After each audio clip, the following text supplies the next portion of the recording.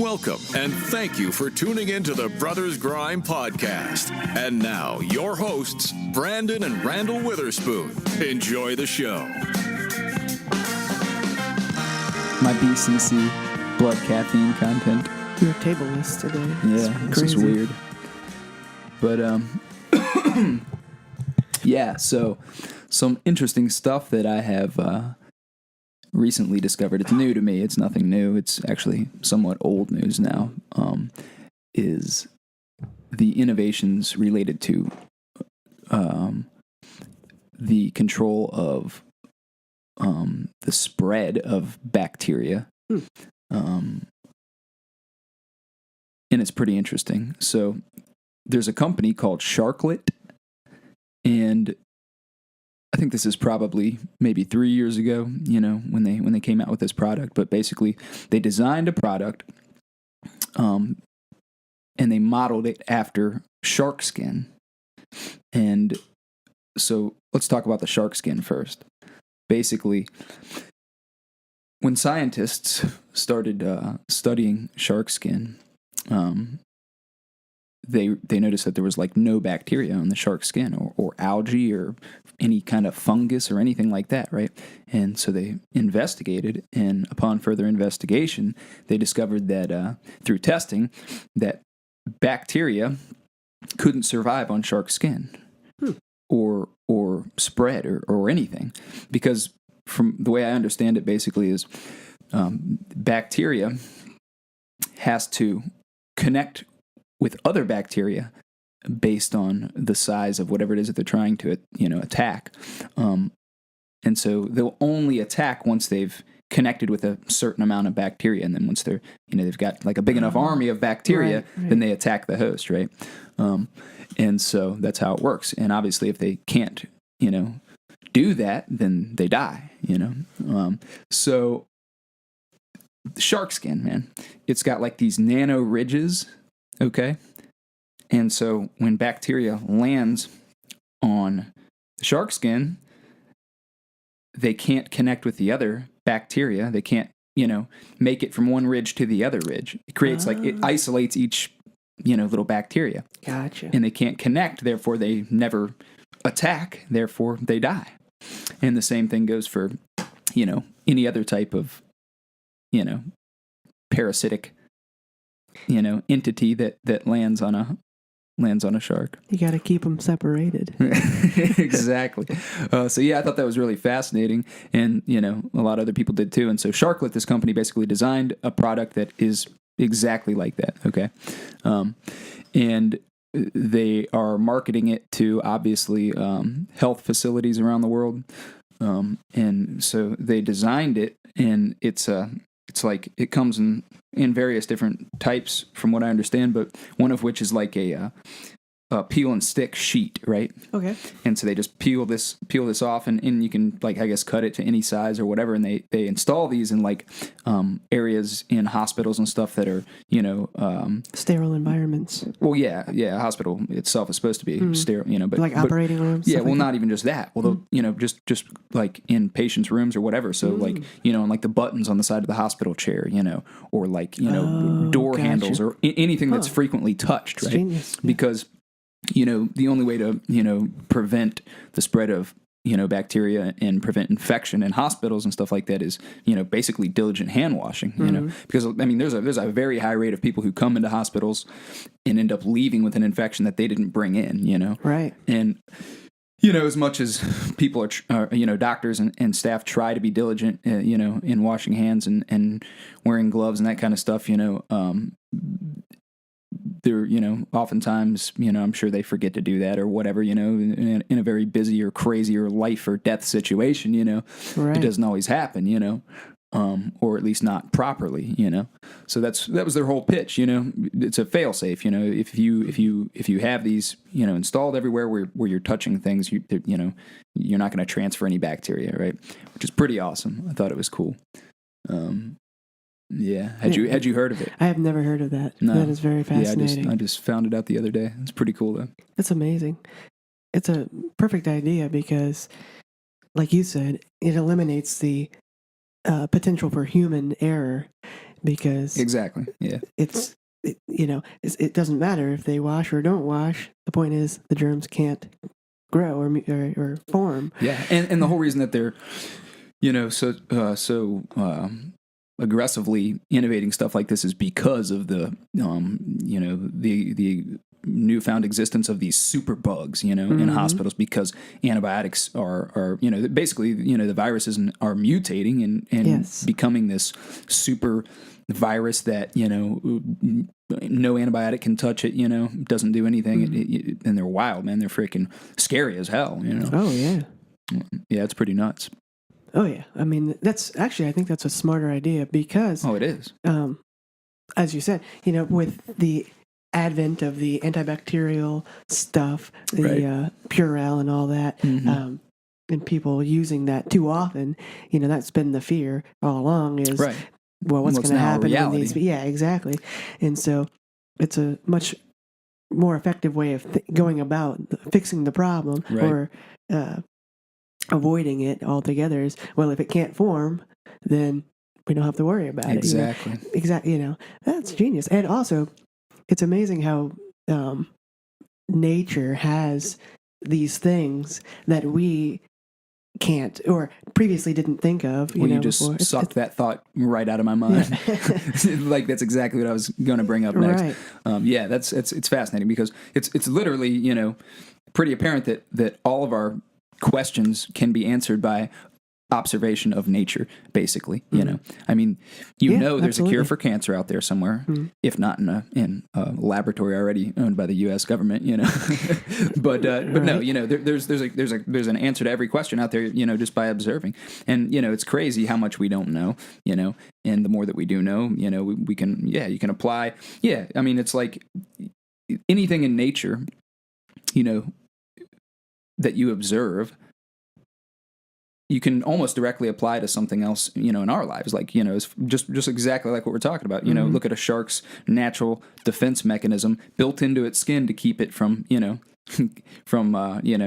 hosting bacteria and all that kind Right. of stuff. I mean, it's just wild, man. Well, and like you said, back to the cancer thing, how many wild animals are dying of cancer? None, yeah. Exactly. So obviously there's something going on there. Yep. They're they either have that we don't have, or they're not doing something that we are doing. Right. Most likely is More what it than is. likely, yeah. They they're- also don't eat McDonald's. Yeah, and- exactly. They're not eating processed foods. Right. They're just eating whatever is there out in Exactly. nature. That's what they're eating. That's So why organic diets seem to be the most reliable as far as keeping you healthy and, that kind of well, stuff. if you think, it makes perfect sense. It's like everything else in the natural world, in the earth, exists perfectly so that we as humans can exist. Right. The sun and its distance from the earth, and all of these other things, and oxygen, the way that plants give off oxygen, but they take our carbon dioxide and transfer. Right. All of that is working perfectly. So why then should we not look to nature for our diet as Right. well?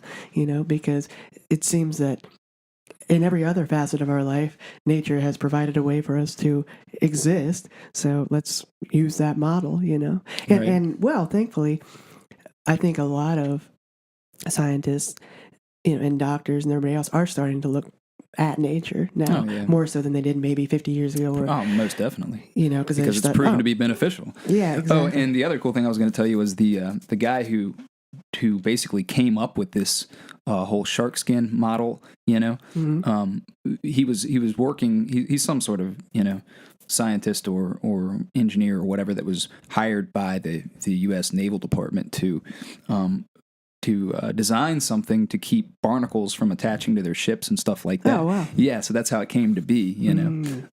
Pretty interesting. Just so side note happened there. that it was resistant to the growth of bacteria. Yeah, as of well. anything. Yeah. Like nothing can grow on this stuff. That's man. crazy. Yeah. Wow. And it's not smooth either, shark skin. They look smooth, but it's not, man. It's rough like sandpaper, supposedly. Yeah, I've never touched a shark. The but- ridges. What were they called? The ridges? Oh, I don't know what they're called. I just know Oh, that they're you like had a these word for nano it. ridges. Nano They're really ridges. small, I almost said- I was microscopic. going to say micro ridges. Yeah, nano no, ridges. that's just how I've heard it put before. Interesting. But Wow. yeah, That's pretty wild. That's an amazing concept. Yeah, it is. Yeah, and I never knew that they had to bond together in order to exist. That's to what I've grow. learned. Yeah, it's pretty wild. But yeah, interesting stuff, man. Yeah, it really is. Wow, that's incredible, man. Nature is amazing, like you said before. It is. I love nature, man. Yeah. I really do. It's awesome. I love. One of my favorite things in nature is mushrooms, man. Or mushrooms, I should say. Yes. They are fascinating. I love mushrooms of all kind, man. You know, they're fascinating and delicious. They're fascinating and delicious, man. They're one of my favorite things to eat. They're wild. They are so crazy. And yeah, it's nuts, man. Mushrooms are awesome. Which is why I want to talk about fungi in general. Some very, very crazy stuff going on there. Fungi is freaking amazing. And just the word fungi is hilarious to me. There are so many different pronunciations of fungi, Fungi, right? So I think that I'm pronouncing it correctly based on my geographical location, but evidently in you know, the UK they pronounce it fungi instead of fungi. Fungi. I've also heard it pronounced fungi and fungi. So you have fungi, fungi, fungi. But evidently in the United States here, you're supposed to pronounce it fungi. So like a fun guy, you know, the classic lame joke. Of course. Fun guy. Fungus. Man. And I'm good with it. I don't really care whether the I is pronounced I or E. I want to say fung, whatever, you know, because I like that. Because it just makes sense to me. Fung would be fung, right? Yes. And, you know, it makes more sense because when you're describing something about, you know, fungi and you refer to like fungal whatever, you know, instead of fungal, and oh man, it drives me nuts when I hear people talk like that too. Like, and I was listening to something the other day, and instead of saying algae, the person said algae, and I was like, no. Can we all just agree on one thing? Yeah, one thing, man. Move forward. Yeah, but I guess fungi is one of those words that potato, tomato. You can pronounce tomato. it however Even though you want nobody, to, it's such a stupid. I've never heard potato. Never heard potato or tomato. I have heard tomato. From who? I don't know, but I have heard awful. I've never heard anybody say that. That's insane. Well, that might be a British thing, too. Say in the UK, do they say? I think they say tomato. Or maybe it's just New York. Tomato. Oh, man. But yeah, so fungi, man. Fungi. However you Today I'm going to call it fungi. Tomorrow? But right now I'm calling it fungi. I might even switch it up throughout this episode. I really don't care. So prepare yourself. Just so you know all the pronunciations I may or may not use. You'll know I'm talking about fungi. So it's some crazy stuff, man. We know less than 1% of the estimated 5 million species of fungi. Yeah. So that's basically nothing, right? Pretty insane. And so I find this stuff super interesting. A lot of people think that fungi are plants, but that's not true from what I understand. They're actually more closely related to animals than plants, in that they have to eat other organisms in order to survive, right? But that being said, fungal growth and development is based on environment. So like, once an animal grows its arms and legs, that's it. It has, 2 arms, 2 legs or whatever. They don't grow an additional arm or leg because they need one. They don't, evolve in that way. Whereas as fungi does, sort of, obviously not dealing in arms and legs. But yeah, it's some crazy stuff, man. So depending on its environment, it changes. Yeah, not all fungi are the same, right? And it can move, and based on where the nutrients and the food sources are and that kind of stuff. Wow. Yeah, totally crazy. And I've learned a lot in researching fungi, man. And it just blew my mind hearing about it. I had to talk about it, man. I knew you would find it super interesting too. Wild stuff. But yeah, man. And a lot of people when they think of fungi, they think of mushrooms, like we were talking about. But that's not actually what the fungi is. That's sort of like the fruit. You know what I mean? Interesting. Yeah. Beneath the mushroom, you'll find the actual fungi. Beneath the mushroom, you'll find basically what's called mycelium, which is sort of the body of the fungi. Right? Okay, so that's the actual material Yes. it's made of. It basically spreads and grows and consumes everything in its path. It basically produces these enzymes which, digest the materials, and stuff that, that the fungi need, basically, which is pretty interesting. Oh, so it's like self-sufficient? Yeah, Wow. basically. That's it's wild, incredible. man. I don't know well, you might know this, but how does it start? You know what I mean? Like, what comes first, the mycelium or the fungi? Like, you said like the... Yeah, well, I think it's like part of the fungi. So, the mycelium I know is like the body they of spread by spores, obviously. So the spore goes and then Yes. lands in somewhere like a mossy, fertile area or whatever. And then from that, I guess, then the fungi begins forming and feeding. And then from that, the mycelium just starts existing, Yeah, I self-producing. guess. Interesting. I don't know that. I don't know enough about it. But yeah, man, I know that fungi can like eat rock. That's evidently. crazy. I didn't know Which is that. nuts. Wow. Basically, they release spores, like you were talking about, that produce acid, which basically breaks up the rock's surface. And then from there, out of the mycelium, this fast-growing fungal filament called hyphae actually like drills into the rock. Wow. And extracts essentially a meal of minerals from the rock. And in doing that, it's cracking and breaking up the rock, and turning it into soil, basically. Wow. And yeah, this is something that's been going on for, millions and millions, possibly billions of years, since the beginning of time. Yeah. So from now on, kids, it's rock fungi scissors. Exactly. Because that makes way more sense. Yeah. Paper covers rock, doesn't matter. Fungi, however, you will eat the rock. Yes, it will. So it trumps all. Exactly. Yes. Yeah. And what was I going to say? Oh, yeah. So some scientists actually think that fungi is responsible for plant life on Earth. Interesting. Which is crazy. Yeah.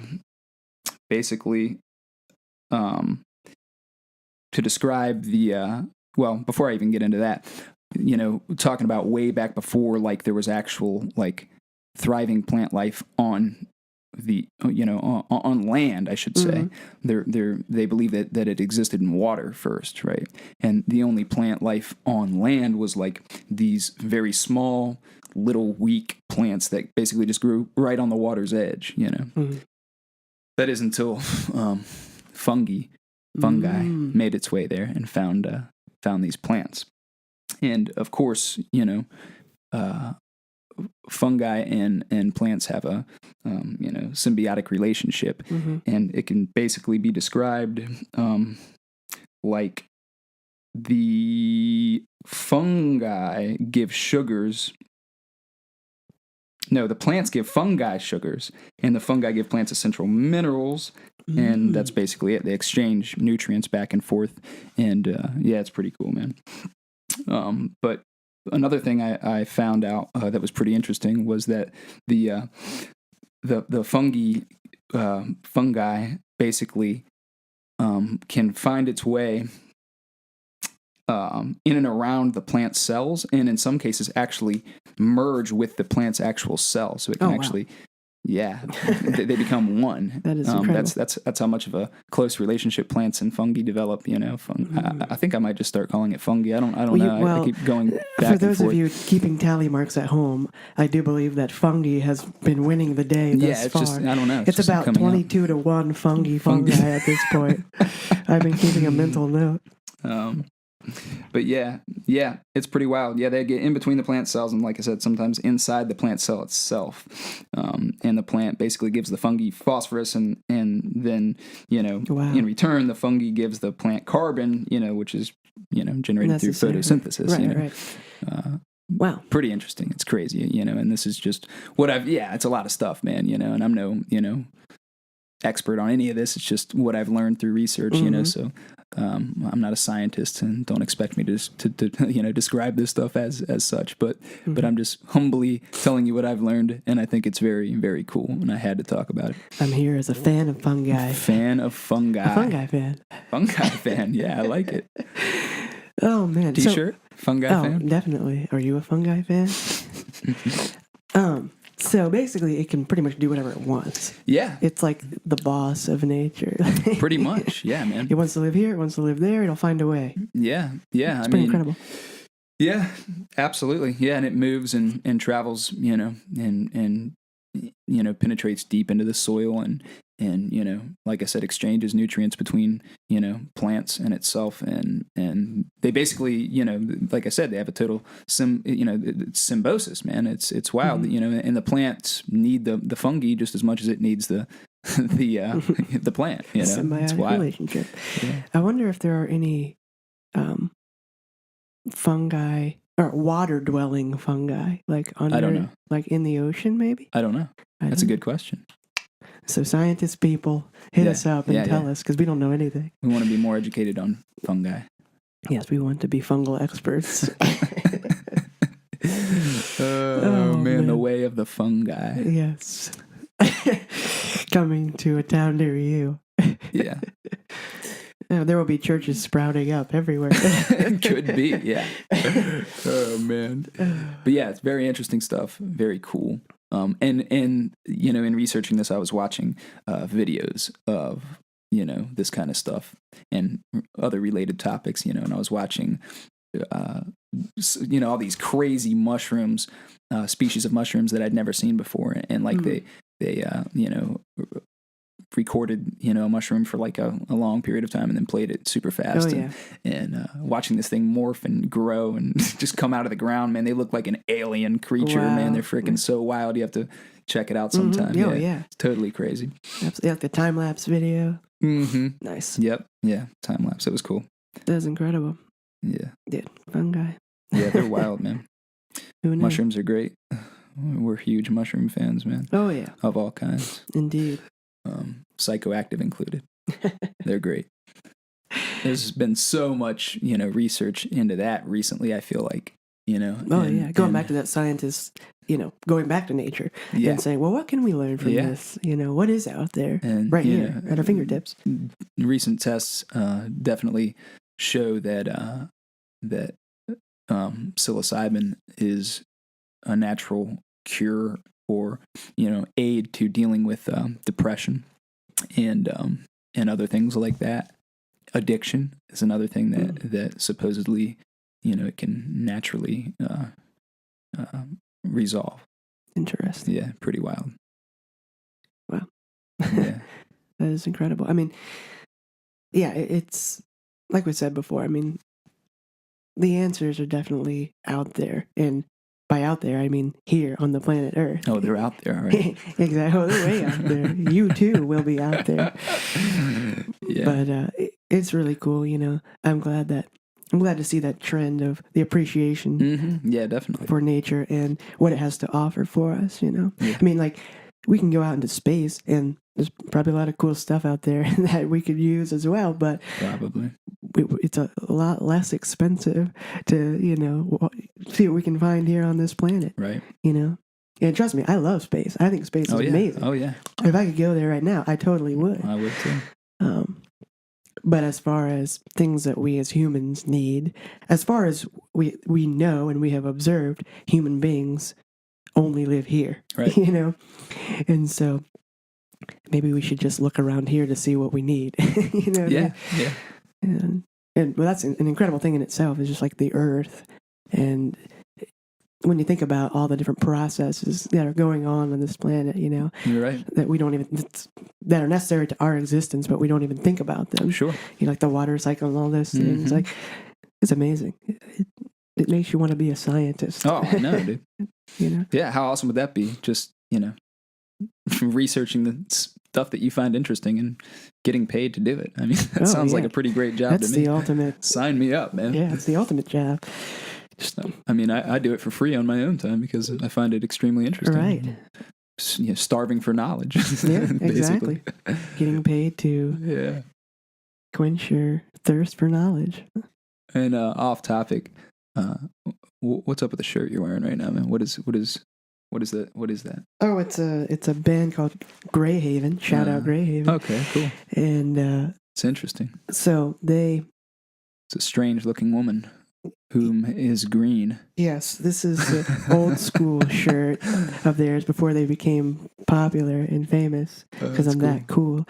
But never heard of them. Yeah, well, they just actually last year, I think 2 years ago now, maybe.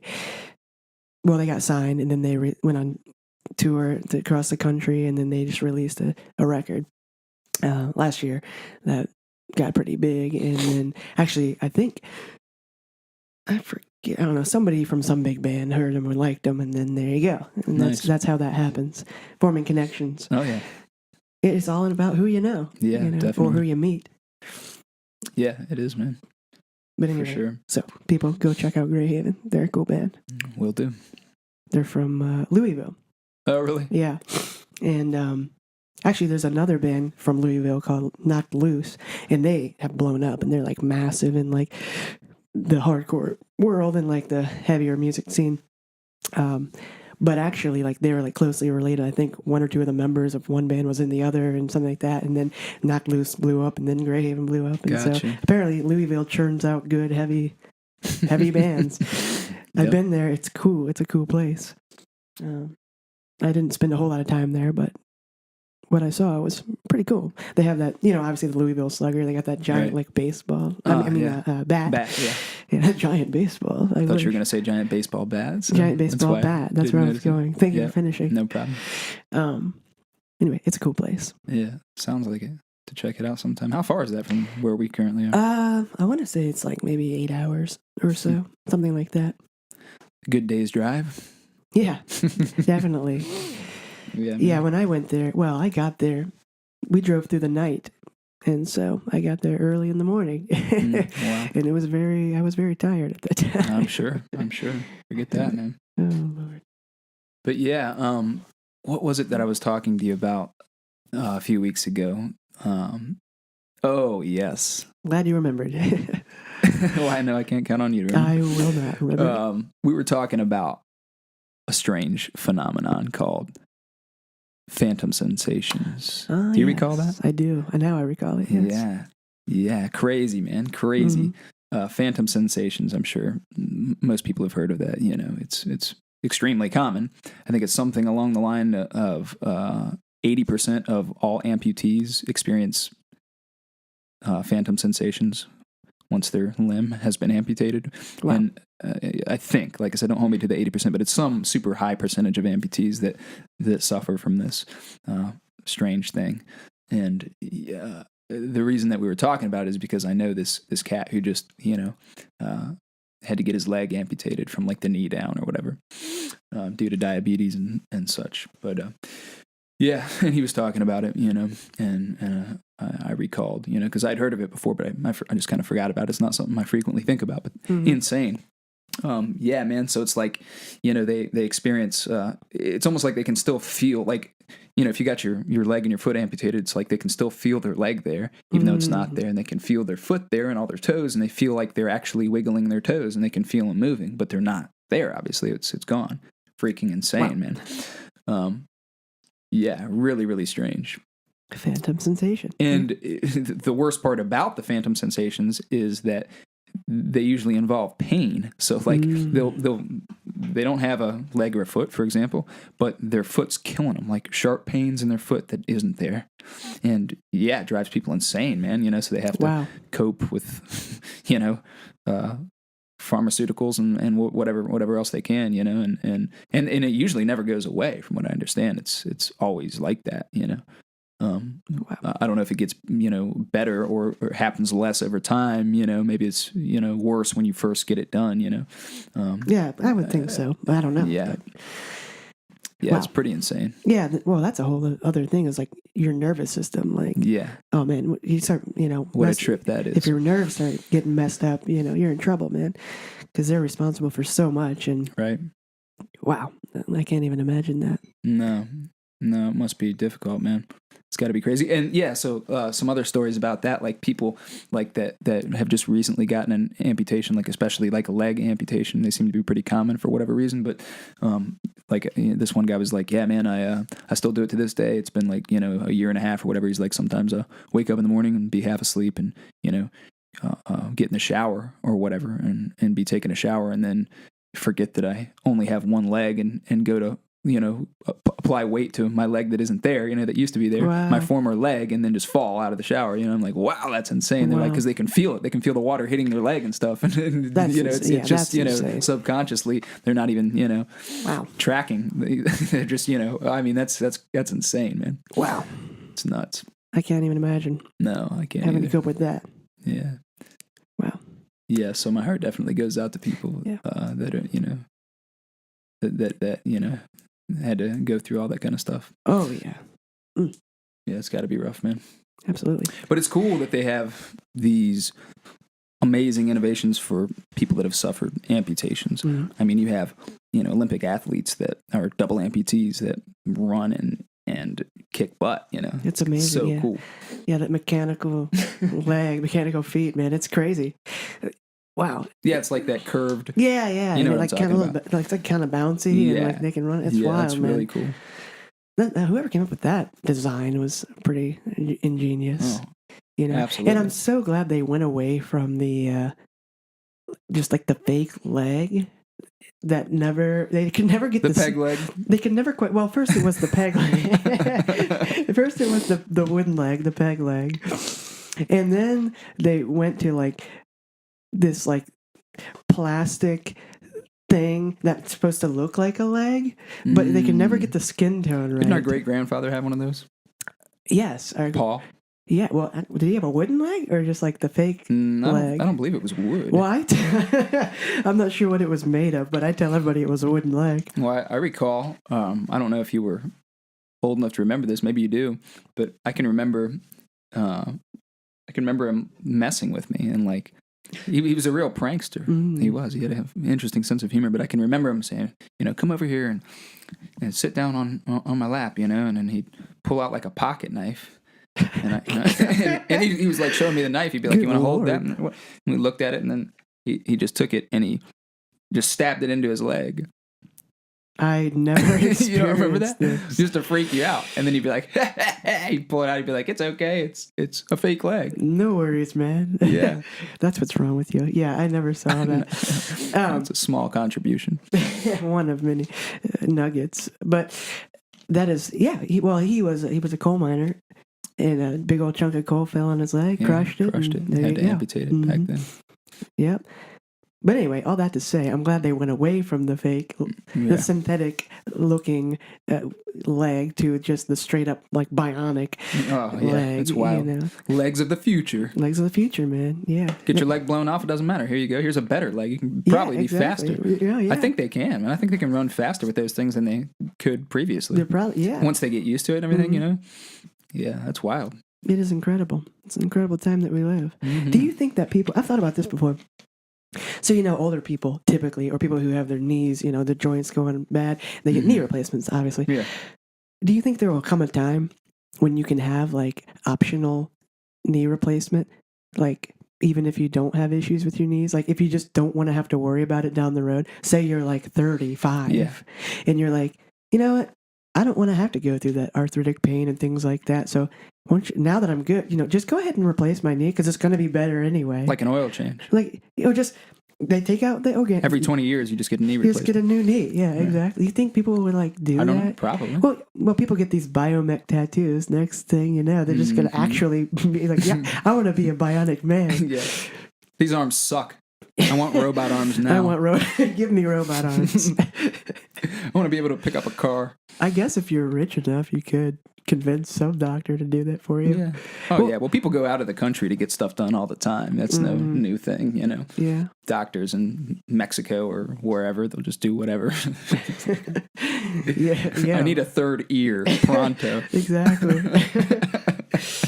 Oh man! Well, and that's it, dude. Ear replacement. Check it out. Ear replacement. So they have like these hearing aids that are like almost microscopic now, and then they're gonna be like, you know what? Give me supersonic hearing. Yes. Give me new legs. Where do I give me new sign? knees. I'm down. Dude, you're I'm gonna going be, full robot. to quote Star Wars, you'll be more machine than man at that point.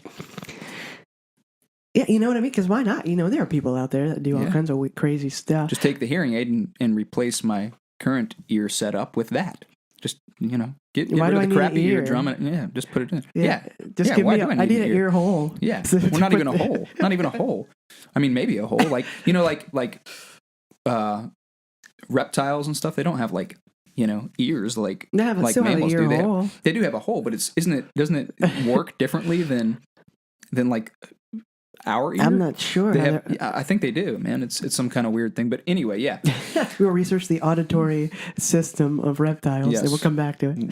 We'll let you know. But, well, I do know they have these hearing aids that has something to do with, like, instead of the old style used to, like, amplify the sound. Yes. But these are, like, I forget what they call them, but they're, like, bone something. Well, basically, they, like, it has something to do with the literal vibration of like the eardrum and something like that with like some sort of little bone that's in there. Yeah. And it somehow amplifies that or something like that. Weird. Versus just trying to take the sound, you know. Yeah. And actually they make for people who don't need hearing aids, they make these headphones. They're like super expensive, like earbuds. That I can't think of the word right now, but it's bone something.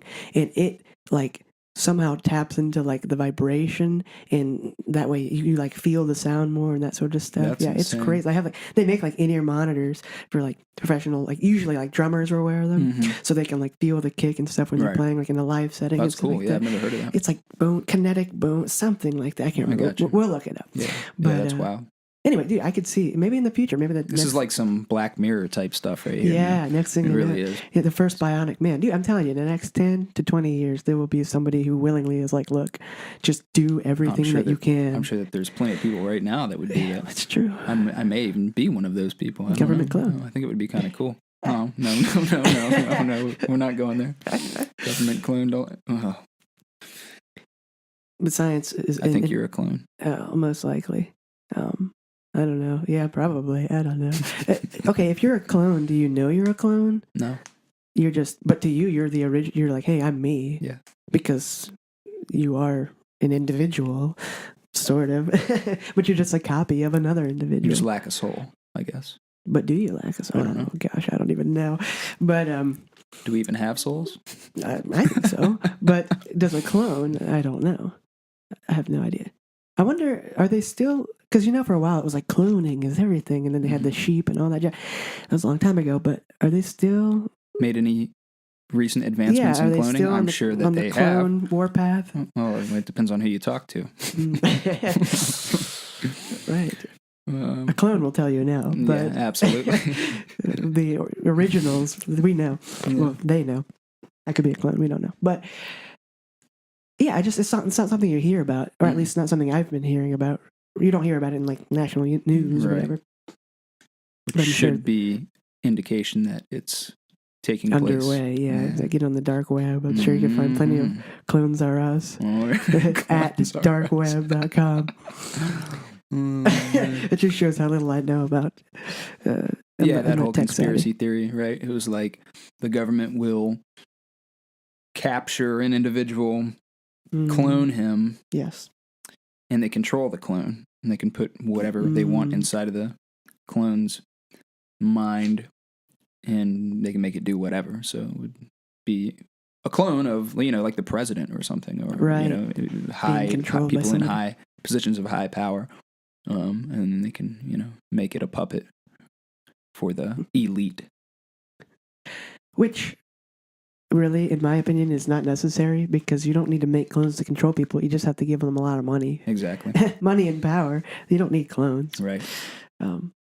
So maybe they just abandoned that whole Yeah, idea. probably. They're like, you know what? We'll just give them more money. We could do it, but yeah, it's not necessary. Too much, too expensive. mhm. But then again, it doesn't matter. No.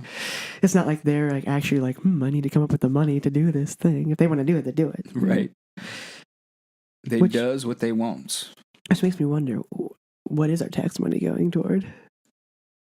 Because the government can just do whatever it wants, so it doesn't actually need money. I mean, think about it like this. You know, say, take America, for example. We're like trillions, whatever, in debt, so they say. Mm-hmm. And yet our country and government still exists and runs every single day, and people are still getting paid and all that. It's like, wait a second. Well, that doesn't even make any sense. We have not yet reached the economic collapse. Yeah, I suppose. But here's the other thing. That we're supposedly on the brink of. Right. Well, here's the other thing I think about, like, because as obviously, like, money isn't actually backed by anything anymore and stuff like that. I hear that they're trying to change that, though, and go back to the gold standard. Did you hear about that? I didn't hear about that. Very interesting. Yeah, I guess Trump's pulling for that. Well, here's the thing I think about all the time is, like, because it's even our money that we make, you know, it's just like, it's literally just on... it's essentially an IOU. Well, on Wednesday, you have this number that shows up in your bank account. And then the next day, or Friday, whatever, you have this new number that appears. And all it is just a number that changes. Yeah. That's it. Because it's just representative of something that's not really there. So given this whole debt, why don't they just say, you know what, since this actually isn't even real, let's just forget about it. Just wipe the slate clean and then just try something new. Or like you said, you can't do that when you're in debt to another country, though. Well, I'm saying, like, obviously the two countries would agree and be like, look, this, obviously we could never pay this back because it's just literally so astronomical, the human mind can't even fathom it. So at that point, why can't they just be like, look, this is stupid. You know, this doesn't make any sense. Let's just give you something in return or whatever. Let's just work out some kind of deal that doesn't involve money.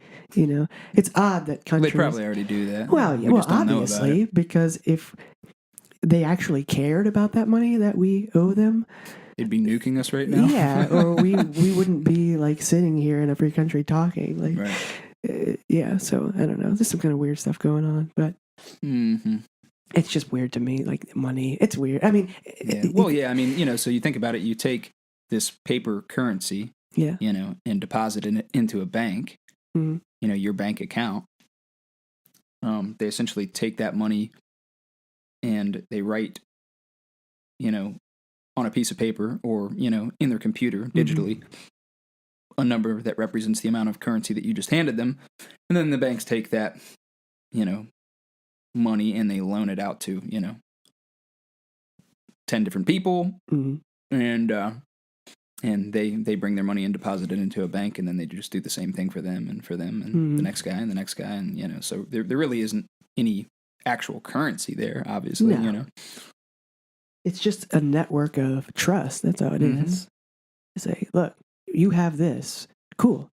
And then they tell the other guy, you have this, now we give you a loan. Right. And they're like, okay, cool. And they just keep telling other people, this is what you have. And then when they make that, quote, money, and then they just give it back. You know, it's literally none of it is existent. No. That's what's so weird about it. Nor is it backed by anything, which is just strange. So at this point, it is purely just something that's in our minds. That's all it is. We just all believe and agree that this thing that will just use this non-existent thing as our means of buying and selling. It's so weird when you think about it.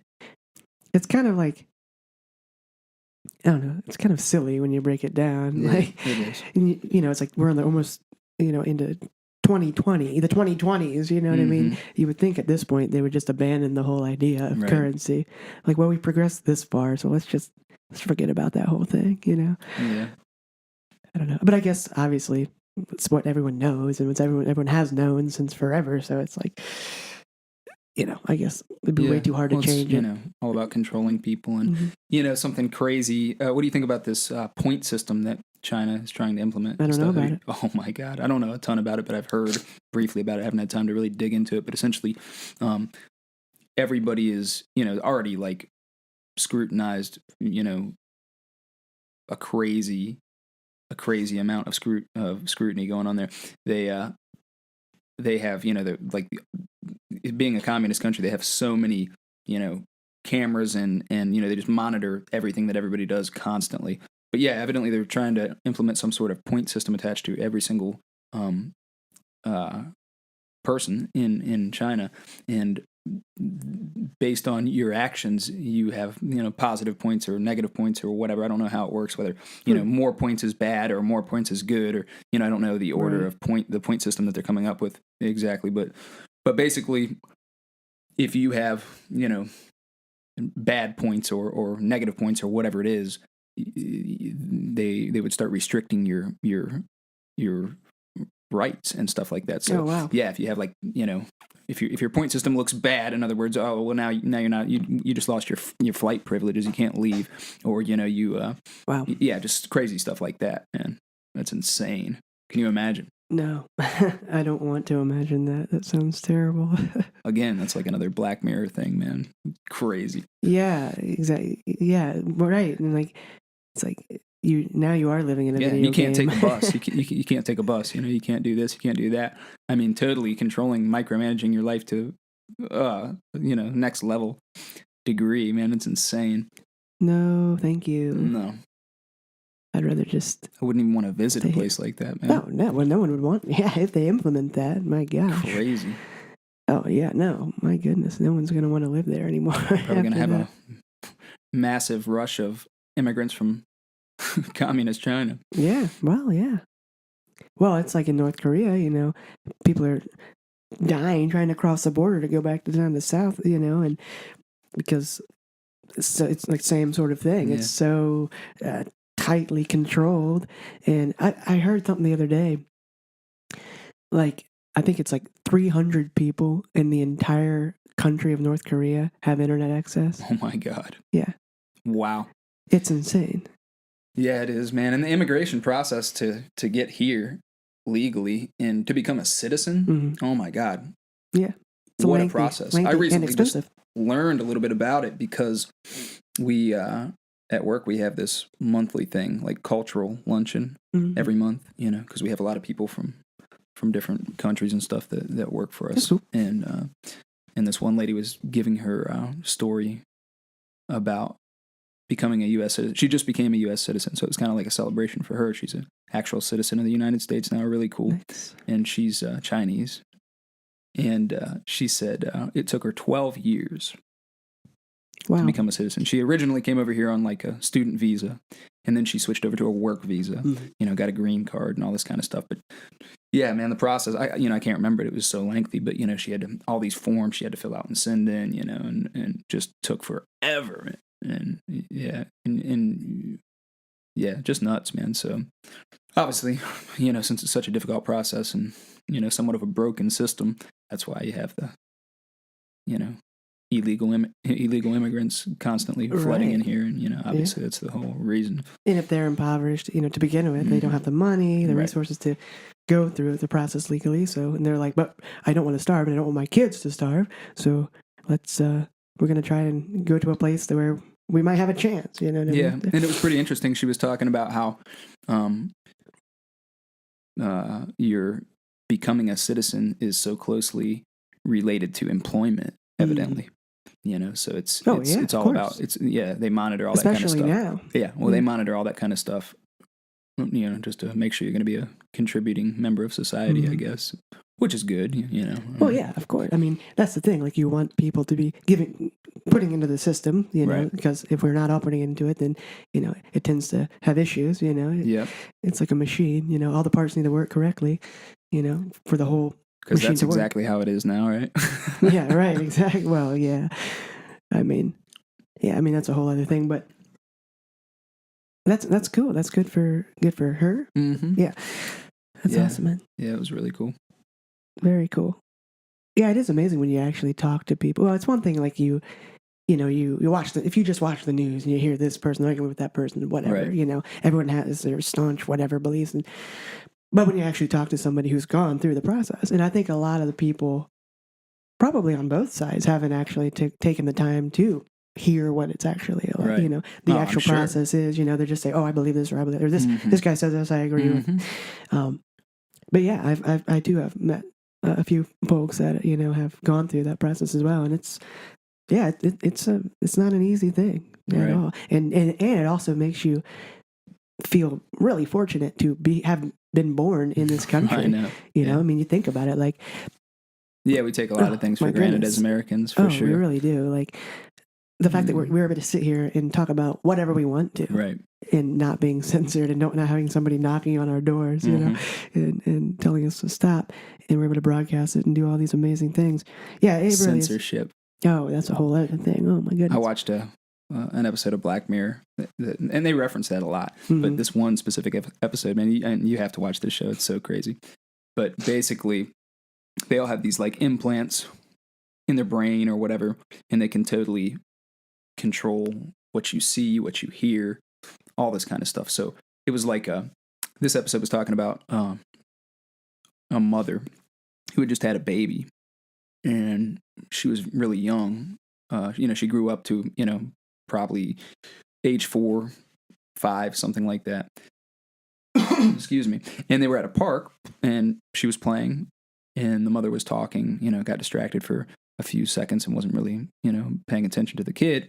And the kid like ran off and like went down the street and started walking down the sidewalk and disappeared. And the mom freaked out and whatever. And they found her and everything was cool, but it scared her so much that she went to this place where they were, it was kind of like a beta version of this software and this hardware that they implant into your brain that can do all this stuff. And so out of fear, she did that, you know, so she could monitor the child and everything like that. And she would always know where she was and you know, all that. And it came with like this little iPad looking thing.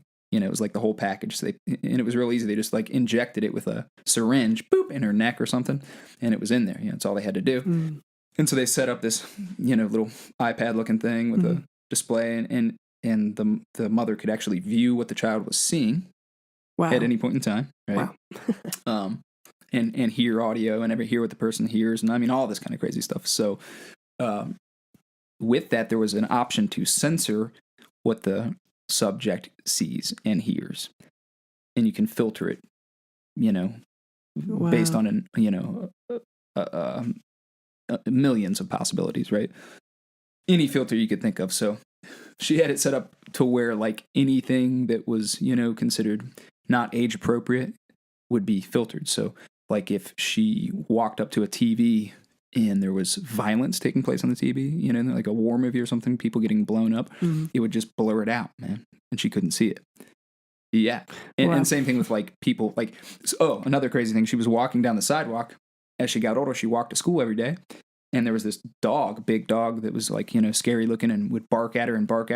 And the mother turned on the filtering system when she was little before that, you know, when she was like pushing her in a stroller down the sidewalk and the dog was barking and she could tell it was scaring her kid. She like censored the dog, you know, because it also showed you like, you know, her heart rate, you know, and all that kind of stuff. Yeah. And could tell that she was, you know, afraid. So she censored the dog. So like when the dog was barking, she just didn't hear it and she couldn't see the dog. It was totally censored out, just a blur. Like she could see a blur there, but she didn't know what it was, you know. It was nuts, dude. But anyway, what happened was, I don't want to give it away, but check it out. So yeah, totally crazy. Spend too much time talking about that. Yeah, that's what the show's like, man. It's crazy. Yeah, I have to really give it a shot. Well, I don't, like we talked about. I gave it a shot because I heard it was such an amazing show. I'm like, dude. So me and my wife were like, man, I was like, dude, we got to watch the show. Everyone says it's amazing, and we tuned into the first episode. And if you haven't seen it, just watch. Just skip it. No, just skip well, if you want to laugh, watch it, or be disturbed, watch it. Yeah, I was gonna say I don't know how much I laughed during that episode. More like crying. I laugh now looking back on it, but anyway, that first episode, from what I hear from you, is not an indicator of how the rest of the show goes. So skip the first episode and watch the rest. I'm telling myself this, right. So I'll have to give it a shot again because it sounds it was described to me as kind of like a modern version of Twilight Zone, kind of, which I love. Outer Limits or something. Outer Limits, yeah. Mm-hmm. You know, like the weird twists and which all it that. is, right? Which is cool. It's centered around like technology or whatever. Mm-hmm. So it's fascinating, man. There are so many amazing shows, and like especially because of the streaming and all. Right, man. We have such a plethora of options now that we never had before. And like great. The creativity is exploding. You know. Yeah. It's really cool. We live in a very cool time for that. Most and definitely. For innovations in creative fields such as, again, television or music. You see a lot of like genre mixing, which is cool. Right. And pretty much anything goes as far as that. There's no longer these like, oh, well, you're this artist or that artist, Right. or this is this kind of show or that kind of show. There's so many blends of styles and genres, but also it's hard to really classify things. You can't really anymore. classify things because, and now like it's like we have new forms of media like podcasts and things like that. It's like, oh, you can only watch, it's a webisode of this thing. Right. It's like an internet show meets podcast meets music video meets whatever, it's like it's all these conglomerations of things. It's too much for like, well, I heard the other day, like, I forget at what point it was in like the earlier inception of YouTube, but after I don't even know how much, but I want to say like, let's just say like a year or something of it existing, it was already, they hit an amount of content that was more than you could watch in your lifetime. Oh yeah. And so now obviously it's way past that, but Yep. just to think of that, that's just one thing, YouTube. Right. That has more content than you could possibly ever view. Not to mention, again, the multiple different streaming services all making their own shows. Yeah. And then all these other It's overwhelming shows. to think about. Oh my It's God. absolutely insane. The amount of content of all kinds that exists in our world today is mind-blowing. Yep. But cool at the same time. Yeah, but cool. Yeah, and so you can, dip into this, You have dip no into excuse that. to ever be bored. I know. And yet, people are bored. More than ever because they have too many options. They're like, I'm bored of knowing everything. So what else can I do? The opposite. Right, exactly. I want to know Good night. nothing. Yeah, exactly. I realize that I could research any topic, but I'd rather just sleep. Yeah. Oh man. Humans are interesting. Mm-hmm. Oh man, our obsessive need for new information. Yeah. Which is something I realized a while ago, like scrolling through like a social media site. It's so ingenious because your brain is always craving that new information. As human beings, we're infinitely curious. Mm-hmm. So when you're like scrolling, you don't know what's past your screen on the bottom. So it's That curiosity kicks in. Exactly. So it's you literally like where the whole like addiction to social media comes in, that kind of stuff. It's like this inescapable thing as a human. You have to see what's next. Right. So like, oh, there could be something cool. Yeah, it could be something even more interesting. Right. But of course, most of it isn't. Right. So Just which garbage. makes you want to keep scrolling. Yes. You're like, this is dumb. Maybe I'll get to something cool. Catch 22. Yeah. Stuck in an infinite loop of scrolling. The need to find new information, but lacking interesting information. Yeah. It's an ingenious invention. Whoever is. thought of it? Oh my goodness! Wow. It is cool at the same time, though. It is cool. And there's always pros and cons to everything, man. Of course, yeah, exactly. And I'm not one of these like technology haters. You know what I mean? Obviously. But yeah, I mean exactly. You just monitor yourself. Be a mature adult or not adult. I think you have to be 13 to have an account with most social media platforms. Something like that. Yeah. Which is laughable because It is. I mean, when were you born? It's like, well, if I put my real age, I can't have an account, so I'm gonna, Yeah, we had an interesting experience with that. Yes, when we we were did. creating our Twitter account, Randall over here decided it would be a good idea to, they asked for the information, your name, so on and so forth, email, and then they asked for a birthday, obviously to verify whether or not you're of an appropriate age based on their rules and regulations to create a Twitter account. And so Randall got the genius idea to insert the day that we created the Twitter account as the birthday that very day. And so immediately when we made a Twitter account, we were instantly locked out of our Twitter account and it was shut down due to us being about 30 seconds old, according to Twitter, the information we provided. Instantaneous. As soon as we were born, we died. It was insane. Oh my God. Good Lord. Yeah, it was great. Yeah, so we learned our lesson that day. We were trying to be fun. Well, I was trying to be clever, and it immediately backfired, exactly. But anyway, so something completely off topic. I just remembered. So I went in for an eye exam the other day. Yearly checkup because your vision changes and all that. Right. And well, prior to this, I had noticed, like, if I look in the mirror closely, there's a little spot on my right eye. It looks like, basically, like, the only way I can describe it is like a lens, like the lens of my eye is like a little like convex. It's like a little like out. dome. It's what it looks like, what it appears, like around the edge of my iris. So Weird. like if you're looking at something through a bottle of water or like a body of water, yes. it looks like it like breaks. Yes. Like that's what it looks like on my iris, and it's one little spot. That's strange. Pretty odd. So anyway, as the doctor was doing the eye exam and he looked closely and all that, I asked him, I was like, hey, so I noticed this thing on my eye, what is it? And he's like, I was just about to tell you about that. I was like, oh, what is it? He's like, well, it's called a pinguacula. I was like, pinguacula? I was like, what is that? He's like, a pinguacula. I was like, can you write that down and give it to me? So he wrote it on a Post-it note and I stuck it on my shirt.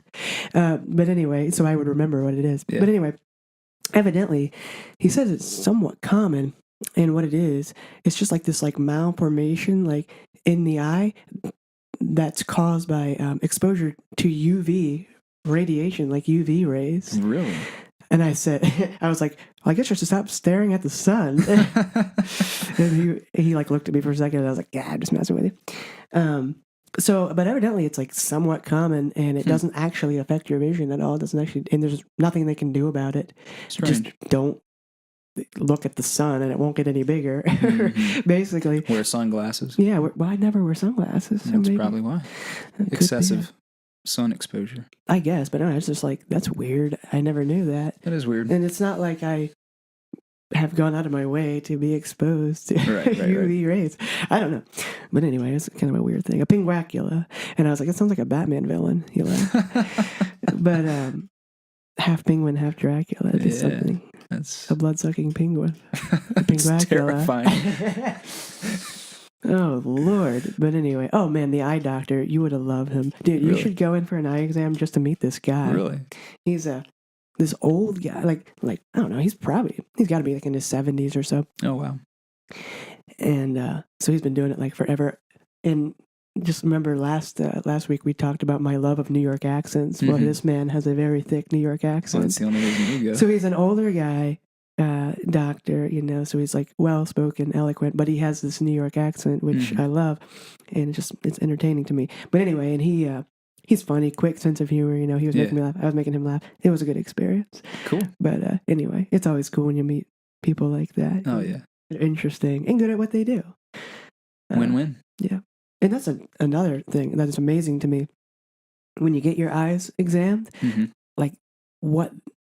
it's amazing that they can figure out like what what lens you need to be able to see to correct your vision. That's just amazing to me. Yeah. They can get it so precise, and like 1 or 2. Yeah, that's cool. I couldn't even tell you the last time I had an eye exam. I mean, it's been a very long time. I should probably go.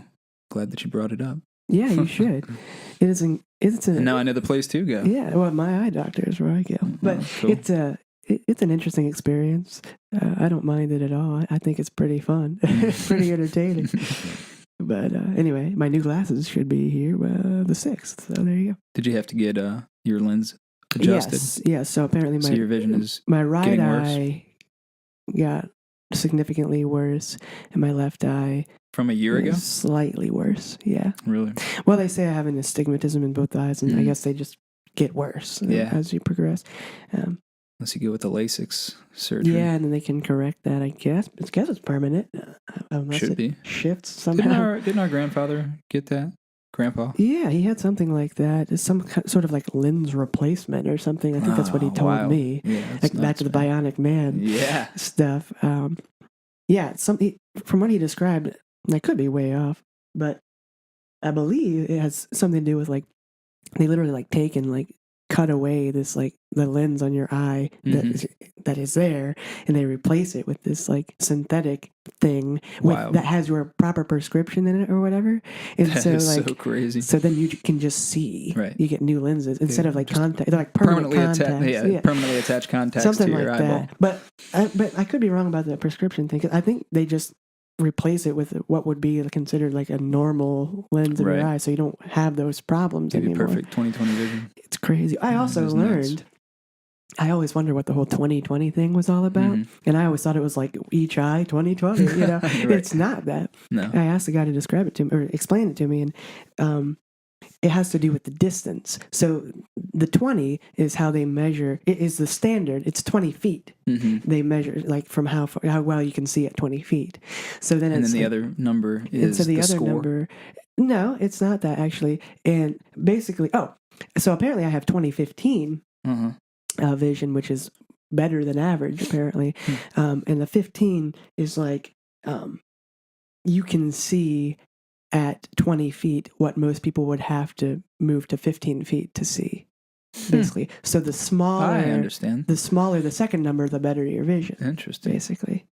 Yeah, which is crazy. I never realized that. I'm like, oh, well, that makes way more sense. You know?